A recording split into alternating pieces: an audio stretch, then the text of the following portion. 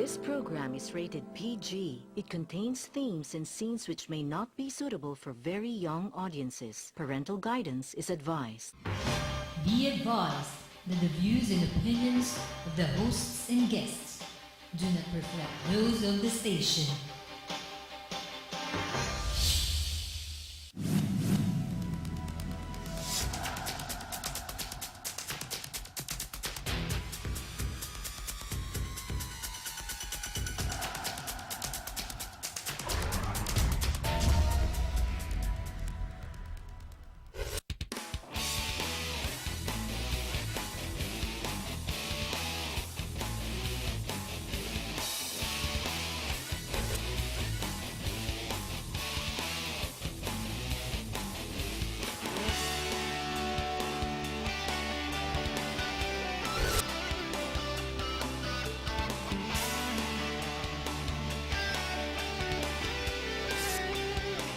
You are what you watch.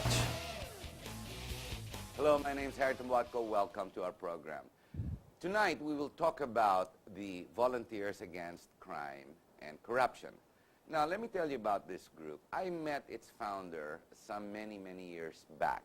In fact, he had a TV show nightly here, right here on GNN. And interestingly enough, in the many years I've known Mr. Dante, one thing is certain. It's called the consistent delivery. The consistent delivery of his brand promise. Simply because of that, he generates integrity. If you have integrity, that's what makes that brand. The brand VACC does not go about trying to celebrate itself, to become a political party, a party list, or some position wherein one or two personalities will come and sit on the very top for self-gain. No. They have stood behind those who actually went backwards. They stood behind those people who actually have less in life. But it's not just the poor. It is the tyranny of what we call crime that comes on in this country. They've gathered themselves. They have consistently delivered themselves. And the latest, if I'm not mistaken, was they were one of the top conveners, again, if not the top convener, of the, how would you call it, the untouchable General Alan Purisima. But then again, in this government, there are many untouchables, as we've seen, the latest being the Senate President. Alam niyo ang tawag dyan, the Senate Inquisition goes on, regardless of rule of law.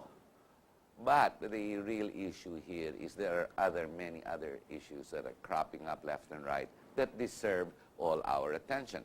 Mind you, there is one very important one which I have totally agreed with. I think it was Bubi Tiglao who wrote about it. It's called the COMELEC. It's called digitally stealing our elections again and again. But then again, that's another issue. Ladies and gentlemen, what confronts us today, as you well know, ang tawag po dito yung Bangsamoro. Ang Bangsamoro, paano na natin maintindihan? Let's see. Congressman Rufus Rodriguez, who's one of the conveners in Congress who signed on this bill for discussion, has brought on what we call a council of elders or intellectuals to discuss the issues. Many of our legal luminaries have already weighed in and said simply, it's unconstitutional. Now, if you want to go about it, no problem, but let's change or amend the Constitution. The problem is the president is not willing. Why not? Him and his cohorts want to stay in power for another 6 years.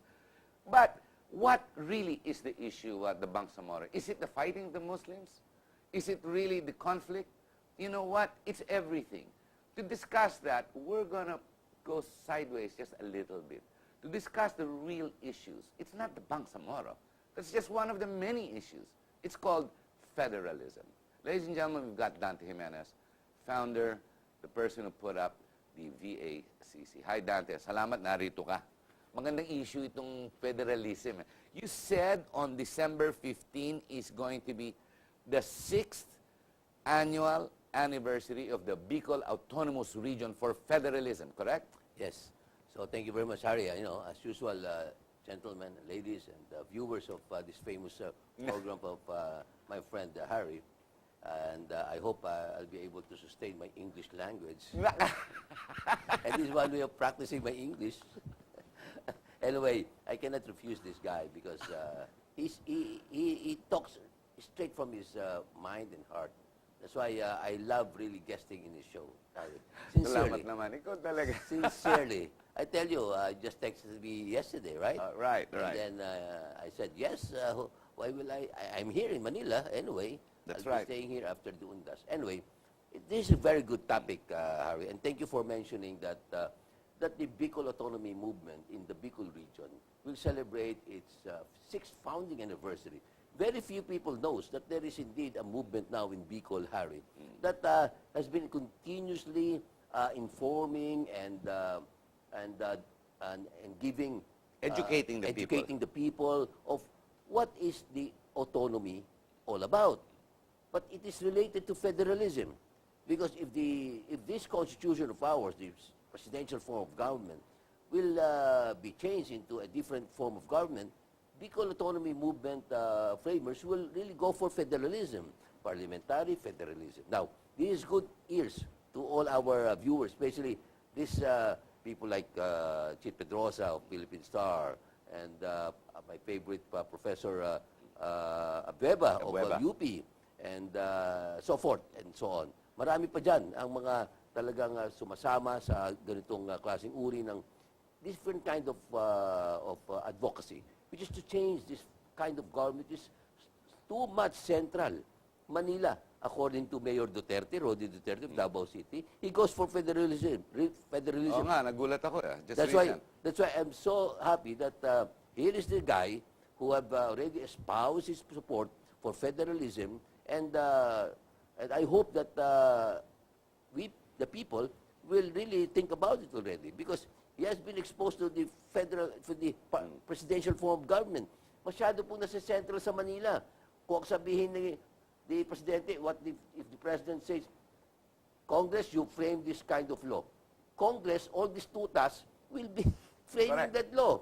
Like, for instance, the Bangsamoro Basic Law that is now being crafted by the House of Representatives and soon by the Senate of the Philippines. Now, that's why this is a very good topic, from Bangsa and then federalism, because we in Bicol region, we're just waiting.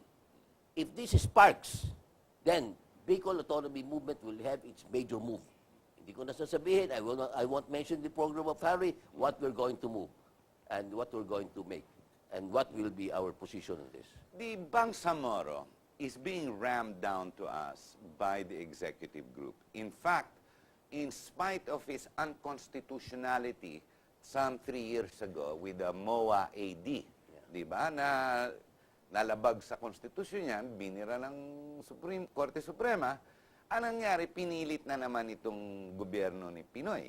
Ang problema, you have the Council of Elders that are being formed, legal luminaries who already in their mind have already become biased because all the study of the failed presidential system that we have really points to federalism. Pero maraming naiilang. Let's first tackle issue one by one.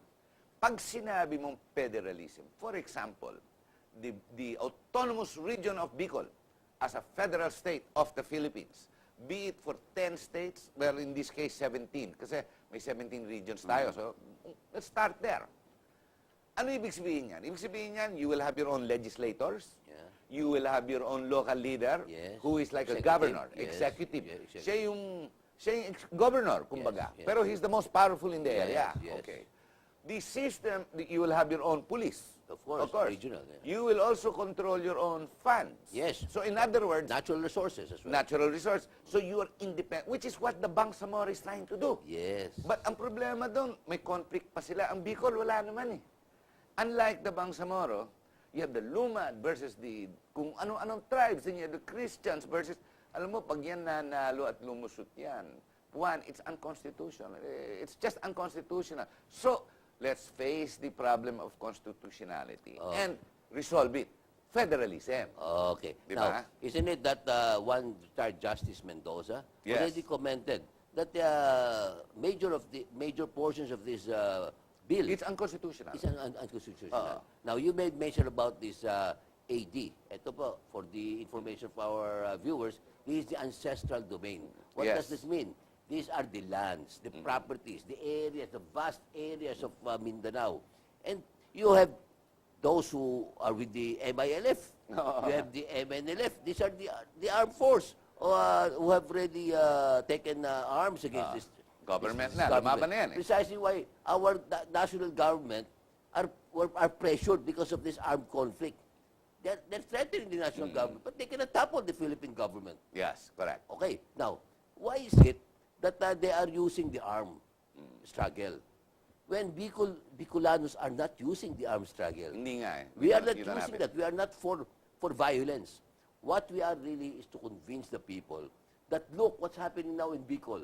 Isn't it that Bicol, we have the geothermals, electricity. No, nasa inyo eh. Nasa amin. Sa inyong tubig eh. Don't you know, ladies and gentlemen, that our source of energy in Albay only is not coming from the geothermals? The source is coming from Bataan, yung coals. That's why in Albay now, we are in war. Not exactly Yeah, war, yeah. but we are in resisting the management of private sector. Like San Miguel, which has Taken taken over. over the management of Aleco, the Albay Electric Corporation. So this is the problem. It's really very shameful for us Albayados that we have the geothermals, but the source of energy It's that coming is being elsewhere. supplied to us is coming from Bataan, from the coal. Oh my God! Now, so this is just one of the many natural resources that Bicol has. In fact, all other regions also has their so Yeah. many natural resources. In Mindanao, oh my God, it has so rich of It's- mineral resources. It's the mismanagement of what is indigenous and already there, for example, in Bicol. And the Bicolanos are being made to pay maybe because of interest of big business. And then national government is pressured, which is why you have these crazy deals, like, for example, that problem in Albay. But this goes on all over the country. Maybe the best way to tackle this is to understand the advantage of federalism versus the national imperial government of Manila, which has proved to be a failure since the inception of this republic. Yeah, I'm very happy that you made mention of failure. This presidential form of government has practically failed the Filipino people. Look what is happening now with our leaders who are being condemned of corruption, the highest form of corruption. Imagine, you cannot trust them anymore. Yeah, they get properties, they just disregard this agrarian reform law. Even the president's family does not respect anymore the agrarian reform law. The Hacienda Luisita. Look at the farmers in Hacienda Correct. Luisita. So in other words, it's all hypocrisy. Let's go to change this form of government, which has been practically been taken advantage of by the rich. Correct. The rich are becoming more richer. The poor are becoming more poorer. This is the reality. Decentralization. Ladies and gentlemen, we're going to have to take a short break. When we do come back, we will go into the minute details to help us both understand federalism, decentralization, and bringing the rule back to the people. We'll be right back.